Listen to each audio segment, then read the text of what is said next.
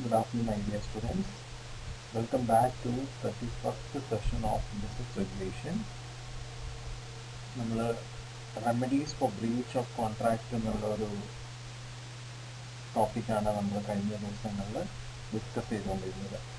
അതിൻ്റെ ലാസ്റ്റ് പോർഷനായിട്ട് നമുക്ക് distinguish between liquidated damages and penalty, അതുപോലെ തന്നെ ഇംഗ്ലീഷ് ലോ, ഇന്ത്യൻ ലോയിൽ നമുക്ക് ലിക്വിഡേറ്റഡ് ഡാമേജസ് ആൻഡ് പെനാൽറ്റി തമ്മിലുള്ള വ്യത്യാസം, ഇതാണ് നമുക്ക് ഇന്ന് സ്റ്റാർട്ട് ചെയ്യാനുള്ളത്. അപ്പോൾ അതിന് മുമ്പായിട്ട് നമ്മൾ കഴിഞ്ഞ സെഷനിൽ പറഞ്ഞതായിരുന്നു എന്താണ് ലിക്വിഡേറ്റഡ് ഡാമേജസ് ആൻഡ് എന്താണ് പെനാൽറ്റി. അതായത് ഇത്രയേ ഉള്ളൂ, ഒരു കോൺട്രാക്റ്റിൽ ഏർപ്പെടുന്ന സമയത്ത് തന്നെ ആ കോൺട്രാക്റ്റിലുള്ള പാർട്ടീസ് തമ്മിൽ സപ്പോസ് ആ കോൺട്രാക്റ്റിൽ നിന്നും ഏതെങ്കിലും ഒരു പാർട്ടി ഡീവിയേറ്റ് ചെയ്ത് പോയി കഴിഞ്ഞാൽ അതിന് കോമ്പൻസേഷൻ കൊടുക്കണം എന്നുള്ള മുൻകൂട്ടിയുള്ള തീരുമാനമുണ്ട്. അതിനെയാണ് നമ്മൾ ലിക്വിഡേറ്റഡ് ഡാമേജസ് ഓർ പെനാൽറ്റി എന്ന് പറയുന്നത്. ഇപ്പം ഒരു കോൺട്രാക്റ്റ് പെർഫോം ചെയ്യാനായിട്ട് ഒരു അഗ്രിമെൻ്റ് ഒക്കെ പെർഫോം ചെയ്യാനായിട്ട് തീരുമാനിക്കുമ്പോൾ ആ കോൺട്രാക്റ്റ് പെർഫോം ചെയ്തില്ലെങ്കിൽ യഥാർത്ഥത്തിൽ എത്രയാണോ ഡാമേജ് വരുന്നത് അതിനെ എക്സീഡ് ചെയ്ത് അതിന് പ്രൊപ്പോർഷനേറ്റ് അല്ലാത്ത രീതിയിൽ ഒരു കോമ്പൻസേഷൻ ഫിക്സ് ചെയ്താൽ അതിനെയാണ് നമ്മൾ ശരിക്കും പെനാൽറ്റി എന്ന് പറയുന്നത്. ലിക്വിഡേറ്റഡ് ഡാമേജ് എന്ന് പറഞ്ഞു കഴിഞ്ഞാൽ ഒരു കോൺട്രാക്റ്റ് പെർഫോം ചെയ്യാതെ പോയി കഴിഞ്ഞാൽ അതിലുണ്ടാവുന്ന ഡാമേജിന് ഒരു പർട്ടിക്കുലർ എമൗണ്ട് ഫിക്സ് ചെയ്തിട്ട് ആ എമൗണ്ടിൻ്റെ ഉള്ളിൽ തന്നെയായിരിക്കണം കോമ്പൻസേഷൻ വരേണ്ടത്. അതിനെയാണ് നമ്മൾ ലിക്വിഡേറ്റഡ് ഡാമേജ് എന്ന് പറയുന്നത്. അപ്പോൾ എന്താണ് ലിക്വിഡേറ്റഡ് ഡാമേജ്, എന്താണ് പെനാൽറ്റി എന്നുള്ളത് നിങ്ങൾക്ക് മനസ്സിലായിട്ടുണ്ടാവും. അപ്പോൾ ഇതനുസരിച്ച് നമുക്ക് ഇത് തമ്മിലുള്ള വ്യത്യാസം എന്താണെന്ന് നോക്കാം. രണ്ടിൻ്റെ ഡെഫിനേഷൻ ക്ലിയർ ആണെങ്കിൽ നിങ്ങൾക്ക് സംഗതി എളുപ്പമാവും. ഒരു എക്സാമ്പിൾ കൂടി ഞാൻ പറയാം. രണ്ടുപേരും നമ്മളൊരു കോൺട്രാക്ട് ഫോം ചെയ്തു. അതിൽ അവർ തമ്മിൽ ഒരു കൊടുക്കൽ വാങ്ങലാണ്. 10,000 rupees കൊടുക്കാം എന്നുള്ളൊരു തീരുമാനമാണ്. അപ്പം ആ 10,000 കൊടുത്തില്ലെങ്കിൽ, ആ ഒരു പർട്ടിക്കുലർ ടൈമിനുള്ളിൽ കൊടുത്തില്ലെങ്കിൽ, പിന്നീട് ആ കൊടുക്കേണ്ട ആൾ അത് 12,000 ആയിട്ട് കൊടുക്കണം എന്ന് പറഞ്ഞ് തീരുമാനിക്കുകയാണ് ആ കോൺട്രാക്ട് ഫോം ചെയ്യുമ്പോൾ തന്നെ. അപ്പോൾ ഈ 12,000 എന്ന് പറയുന്നത് it is not proportionate to 10,000. അപ്പോൾ അതുകൊണ്ട് അത് അങ്ങനെയുള്ള ഒരു കോമ്പൻസേഷനെ നമ്മൾ പെനാലിറ്റി എന്ന് പറയുന്നത്. ഇനി സെക്കൻഡ് കേസിൽ 10,000 പറഞ്ഞു, എന്നിട്ട് ആ സ്റ്റിപ്പുലേറ്റഡ് ടൈമിൽ, ആ പറഞ്ഞ ടൈമിൽ ലൈക്ക് അത് കൊടുത്തില്ലെങ്കിൽ 12,000 ആയിട്ട് കൊടുക്കാനായിട്ട് കോമ്പൻസേഷൻ തീരുമാനിച്ചു. പക്ഷേ ആ compensation it should not exceed 12,000. ആ 10,000 12,000 ഇടയ്ക്ക് ഏതെങ്കിലും ഒരു എമൗണ്ട് ഫിക്സ് ചെയ്യാം എന്ന് പറയുമ്പോൾ അതിനെയാണ് നമ്മൾ ലിക്വിഡേറ്റഡ് ഡാമേജ് എന്ന് പറയുന്നത്. ഇനി ഡിഫറൻസ് നോക്കൂ. ആ ഒരു എക്സാമ്പിൾ സെൻസിൽ വെച്ച് നോക്കിയിട്ട് നിങ്ങൾക്ക് ഡിഫറൻസ് നോക്കി കഴിഞ്ഞാൽ എളുപ്പം മനസ്സിലാവും. If the sum payable is so large as to be far in excess of the probable damages on which, അതായത് നമുക്ക് കോമ്പൻസേഷൻ പറഞ്ഞിട്ടുള്ള എമൗണ്ട് നമ്മളുടെ ഡാമേജ് ആവുന്ന എമൗണ്ടിലും കൂടുതലാണെങ്കിൽ അഫ്കോഴ്സ് ഇറ്റ് ഇസ് പെനാൽറ്റി. ഇനി ഏതെങ്കിലും ഒരു പർട്ടിക്കുലർ ഡേറ്റിൽ ഒരു പേയ്മെന്റ് നടത്തണം എന്ന് പറഞ്ഞു, അത് നടത്തിയില്ലെങ്കിൽ ഫർദർ ആയിട്ട് അതിനൊരു പർട്ടിക്കുലർ കോമ്പൻസേഷൻ നമ്മൾ ഫിക്സ് ചെയ്തിട്ടുണ്ടെങ്കിൽ അതിനെയും നമ്മൾ എന്തെന്ന് പറയുന്നു, നമ്മൾ പെനാൽറ്റി എന്ന് തന്നെയാണ് പറയുന്നത്. ഓക്കെ. ഇനി മൂന്നാമത്തെ ഡിഫറൻസ് പറയുന്നത് എന്താ വെച്ച് കഴിഞ്ഞാൽ, ഇപ്പം എന്തെങ്കിലും ഒരു എമൗണ്ട് നമ്മൾ കോമ്പൻസേഷനായിട്ട് കുറച്ച് കൂടുതലായിട്ടുള്ള എമൗണ്ട്, ദാറ്റ് മീൻസ് നമ്മളുടെ ഡാമേജ് എത്രയാണോ വരുന്നത് അതിലും കൂടുതലായിട്ട് വരുന്നത്, അതിക്രമിച്ച് വരുന്ന എമൗണ്ട് എന്നാണെങ്കിൽ തീർച്ചയായിട്ടും കോർട്ട് അതിനെന്ത് ചെയ്യും, പെനാൽറ്റി ആയിട്ട് തന്നെയാണ് തീരുമാനിക്കുക, അതിനെ ലിക്വിഡേറ്റഡ് ഡാമേജ് ആയിട്ട് തീരുമാനിക്കില്ല. ഇനി ഫൈനലായിട്ട് ഒരു ഡിഫറൻസ് വരുന്നത് എന്താ വെച്ച് കഴിഞ്ഞാൽ, നമ്മളുടെ പെനാൽറ്റി എന്ന് ഉദ്ദേശിക്കുന്നത് അഫ്കോഴ്സ് അത് കേൾക്കുമ്പോൾ തന്നെ നമുക്കറിയാം നമ്മളുടെ ഡാമേജിലൂടെ ഉണ്ടാവുന്ന എമൗണ്ടിനും കൂടുതലായിട്ടുള്ള ഒരു എമൗണ്ടാണ്. ഇത് ആക്ച്വലി ഇങ്ങനെ പെനാൽറ്റി ഫിക്സ് ചെയ്യുന്നത് മറ്റാളെ, അതായത് ആ കോൺട്രാക്റ്റിൽ നിന്നും ഡീവിയേറ്റ് ചെയ്ത് പോവാതെ അവരെ പേടിപ്പെടുത്താൻ വേണ്ടിയിട്ടാണ് അത് ചെയ്യുന്നത്. അതാണ് ഇൻറ്റോറം ഓഫ് ഒഫൻഡിങ് പാർട്ടി. പക്ഷെ ലിക്വിഡേറ്റഡ് ഡാമേജ് എന്ന് വെച്ച് കഴിഞ്ഞാൽ ഇത് ജെന്യൂൻ ആണ്. ഡാമേജ് ഉണ്ടായാൽ അതിന് ഏകദേശം അതിന് ആനുപാതികമായിട്ടുള്ള ഒരു കോമ്പൻസേഷൻ എന്നുള്ള രീതിയിലാണ് ലിക്വിഡേറ്റഡ് ഡാമേജ് വരുന്നത്. അപ്പോൾ അത് ജെന്യൂൻ ആയിട്ടുള്ള പ്രീ എസ്റ്റിമേറ്റ് ആണ്. പക്ഷെ പെനാൽറ്റി എന്താണ്, ഇൻറ്റോറം ഓഫ് ഒഫൻഡിങ് പാർട്ടി. ശരിക്കും നമ്മളുടെ offending party, I mean breach ചെയ്യണം എന്ന് തോന്നുന്ന ആളെ ഒന്ന് പേടിപ്പെടുത്താൻ വേണ്ടിയിട്ടാണ് പെനാൽറ്റി വരുന്നത്. അപ്പോൾ ഇതൊക്കെയാണ് നമ്മളുടെ പെനാൽറ്റി ആൻഡ് ലിക്വിഡേറ്റഡ് ഡാമേജസിൻ്റെ ഡിഫറൻസ്. മനസ്സിലായല്ലോ? ഓക്കെ.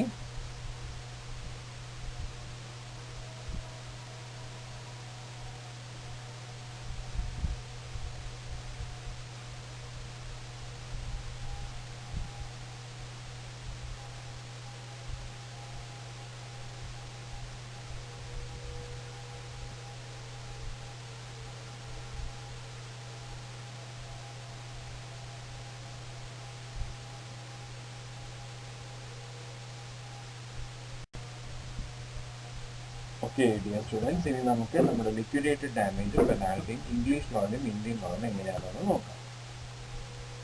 ഇപ്പോൾ പെനാൽറ്റി ആണ് നമ്മൾ എടുക്കണമെങ്കിൽ ഒരു കോൺട്രാക്റ്റിൽ ആരെങ്കിലും ഒരു പാർട്ടി ബ്രീച്ച് ചെയ്യാതിരിക്കാൻ വേണ്ടിയിട്ട് ഫോം ചെയ്യുന്ന compensation that is disproportionate to the exact damage.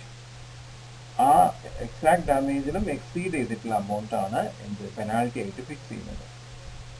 അങ്ങനെ ഒരു പാർട്ടി ബ്രീച്ച് ചെയ്താൽ സപ്പോസ് ഈ പറയുന്ന പെനാൽറ്റിയിൽ എന്താണോ amount പറഞ്ഞിരിക്കുന്നത് ആ എൻറ്റയർ amountഉം അയാൾ പേ ചെയ്യേണ്ടത് ബാധ്യത വരുന്നു. And it is supported in English law. അത് ഇംഗ്ലീഷ് ലോ സപ്പോർട്ട് ചെയ്യണം.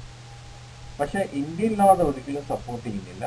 ഇന്ത്യൻ ലോ അപ്പം എന്താ ചെയ്യാൽ ആ പാർട്ടിയുടെ അടുത്ത് പേ ചെയ്യാൻ പറയും, but he should not exceed the exact amount which is fixed as a compensation. Compensation fix ചെയ്തേക്കുന്ന amount എക്സീഡ് ചെയ്യാൻ പാടില്ല. എക്സാമ്പിൾ ഉണ്ട്, അക്ഷയ് ആൻഡ് ബാല അവരൊരു അഗ്രിമെന്റ് ഫോം ചെയ്തു. എന്നിട്ട് അവർ തീരുമാനിച്ചു ഇതിൽ ആരെങ്കിലും ഡിവീറ്റ് ചെയ്ത് പോവാണെങ്കിൽ they must pay a compensation of 10,000 rupees. പക്ഷേ ഇംഗ്ലീഷ് ലോ അനുസരിച്ചാണെങ്കിൽ എക്സാക്ട്ലി ആ 10,000 റുപ്പീസ് തന്നെ പേ ചെയ്യണമായിരുന്നു. ഇന്ത്യൻ ലോ അനുസരിച്ചാണെങ്കിൽ അക്ഷയ് എന്ത് ചെയ്യണം, ഒരു amount that should not exceeding 10,000 ആണ് പേ ചെയ്യുന്നത്. ഇതാണ് ഇംഗ്ലീഷ് ലോയിലും ഇന്ത്യൻ ലോയിലും നമ്മുടെ പെനാൽറ്റിക്കുള്ള കാര്യങ്ങൾ. ഇനി ലിക്വിഡേറ്റഡ് ഡാമേജിന്റെ കാര്യങ്ങൾ എങ്ങനെയാണ് നമുക്ക് നെക്സ്റ്റ് സ്ലൈഡിൽ നോക്കാം. Okay,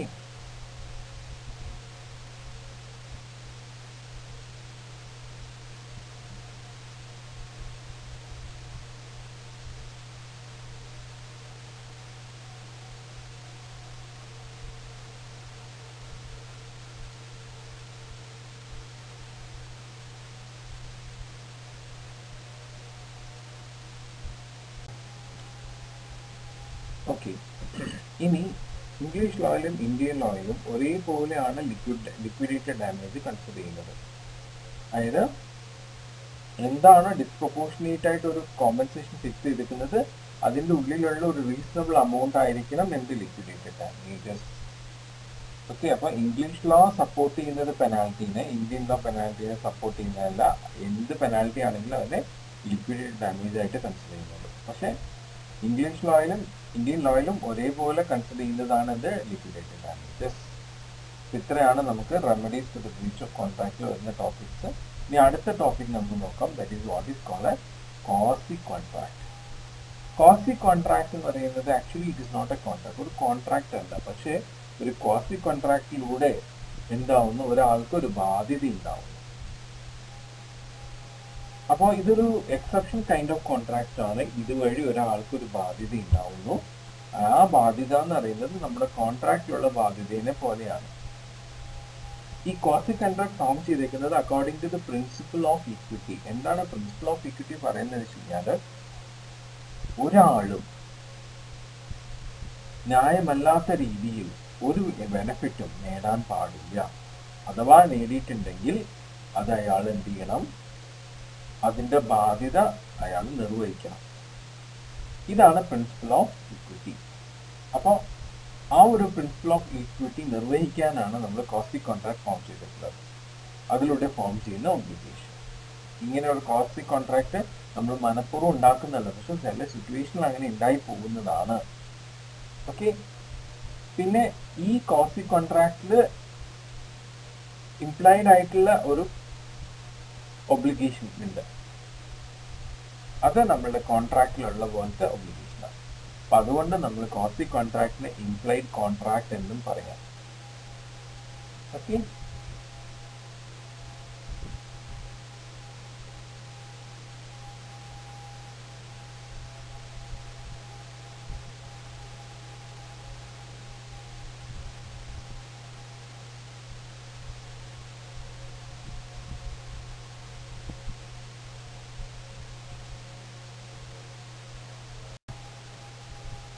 okay my dear students, ഇനി നമ്മുടെ ഇന്ത്യൻ ലോയിൽ കോസി കോൺട്രാക്റ്റിനെ കുറിച്ച് എന്താ പറയണമെന്ന് നോക്കാം.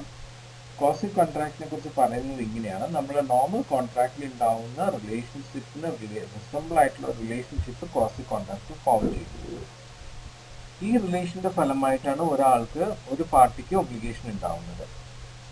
സപ്പോസ് അയാളുടെ ഒബ്ലിഗേഷൻ അയാൾ നിർവഹിച്ചില്ല, അതിനെ ഡിഫോൾട്ട് വരുത്തിയില്ലെങ്കിൽ അതിന്റെ ബുദ്ധിമുട്ട് അനുഭവിക്കുന്ന പാർട്ടിക്ക് എന്ത് ചെയ്യാം, ഈ ഒബ്ലിഗേഷൻ ഉള്ള പാർട്ടിയിൽ നിന്നും കോമ്പൻസേഷൻ ഈടാക്കാം. അതാണ് ഇന്ത്യൻ ലോ പറയുന്നത്. എക്സാമ്പിൾ നോക്കൂ. രോഹിത്, വിമൽ ആൻഡ് കമൽ. രോഹിത് എന്ത് ചെയ്തു വെച്ച് കഴിഞ്ഞാൽ ആളുടെ സെർവന്റെ അടുത്ത് പറയാണ് നമ്മളുടെ വിമലിന് നമ്മുടെ കുറച്ച് ഗുഡ്സ് കൊണ്ട് ഡെലിവറി ചെയ്യണം. രോഹിത്തിന്റെ സെർവന്റ് എന്ത് ചെയ്തു, ഗുഡ്സ് കൊണ്ടുപോയി വിമലാണെന്ന് വിചാരിച്ച് കമൽ എന്ന് പറഞ്ഞ വേറൊരാൾക്ക് ആ ഗുഡ്സ് ഡെലിവറി ചെയ്തു.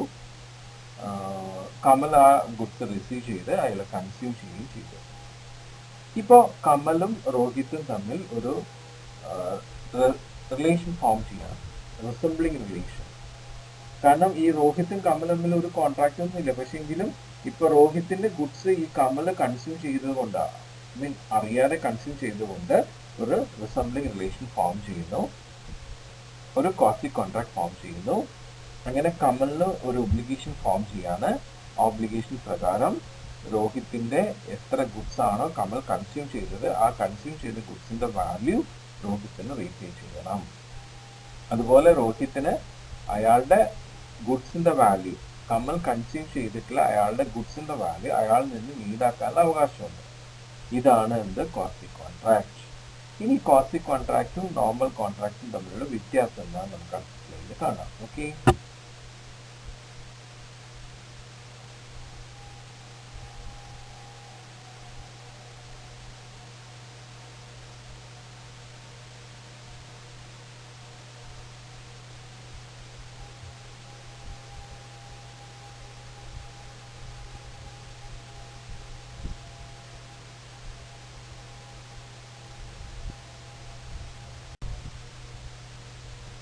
ഓക്കെ, നമുക്ക് നമ്മളുടെ നോർമൽ കോൺട്രാക്റ്റും ക്വാസി കോൺട്രാക്റ്റും തമ്മിലുള്ള വ്യത്യാസം നോക്കാം. ഒരു നോർമൽ കോൺട്രാക്റ്റിൽ രണ്ട് പാർട്ടീസും തമ്മിൽ അവരുടെ സ്വമനസാലെ എക്സ്പ്രസ് ചെയ്തിട്ട് എന്ത് ചെയ്യുന്നു, ക്രിയേറ്റ് ചെയ്യുന്നതാണ് ഒബ്ലിഗേഷൻ. പക്ഷെ ക്വാസി കോൺട്രാക്റ്റിൽ ഉണ്ടാവുന്ന ഒബ്ലിഗേഷൻ അത് നമ്മളുടെ കോൺട്രാക്റ്റിൽ ക്രിയേറ്റ് ചെയ്യുന്ന ഒബ്ലിഗേഷനായിട്ട് റിസംബിൾ ചെയ്യുന്നതാണ്. ഇത് എക്സാക്ട്ലി അത് ശരിക്കും രണ്ടുപേരും വിൽഫുള്ളി ഉണ്ടാക്കിയിട്ടുള്ള ഇതല്ല, ഒബ്ലിഗേഷൻ അല്ല. ഇനി രണ്ടാമത്തെ ഒരു ഡിഫറൻസ് പറയുന്നത്, നമ്മുടെ ക്വാസി കോൺട്രാക്റ്റിൽ ദർ ഇസ് നോ അഗ്രിമെന്റ്, പക്ഷെ നമ്മളുടെ കോൺട്രാക്റ്റിൽ ദർ ഇസ് അഗ്രിമെന്റ്. നമുക്കറിയാം contract is equal to agreement plus obligation by law ആണ്, അല്ലേ? അതാണ്. പിന്നെ ഒരു ക്വാസി കോൺട്രാക്റ്റിൽ നമ്മളുടെ കോൺട്രാക്റ്റിന്റെ എസെൻഷ്യൽസ് ഒന്നും ഉണ്ടാവില്ല, പക്ഷെ നമ്മളുടെ ഒരു നോർമൽ കോൺട്രാക്റ്റിൽ എല്ലാ എസെൻഷ്യൽ എലമെന്റ്സും ഉണ്ടാവും. പിന്നെ ഫൈനലി ക്വാസി കോൺട്രാക്ട് എപ്പോഴും നമ്മുടെ കോൺട്രാക്റ്റിനെ റിസംബിൾ ചെയ്യുന്നതാണ്, ഫുൾ ഫ്ലെഡ്ജ് ആയിട്ടല്ല. അപ്പൊ അതുകൊണ്ട് അതിനെ നമുക്കൊരു ഇംപ്ലൈഡ് കോൺട്രാക്ട് എന്ന് പറയും. പക്ഷെ നമ്മളുടെ യഥാർത്ഥ ഒരു കോൺട്രാക്ട് ഫുൾ ഫ്ലെഡ്ജ് ആയിട്ട് ഉള്ള ഒരു കോൺട്രാക്ട് ആണ്, അത് ബൈൻഡിങ് കോൺട്രാക്ട് ആണ്, binding the both parties. Okay, അപ്പൊ ഇതൊക്കെയാണ് നമ്മളുടെ ക്വാസി കോൺട്രാക്റ്റും കോൺട്രാക്റ്റും തമ്മിലുള്ള ഡിഫറൻസസ്. ഇത്രയും നമ്മൾ ഇന്നത്തെ സെഷനിൽ കംപ്ലീറ്റ് ചെയ്യാണ്. ഇനി ബാക്കി നമുക്ക് അടുത്ത സെഷനിൽ കാണാം. So till then it's bye and all of you take care. Okay.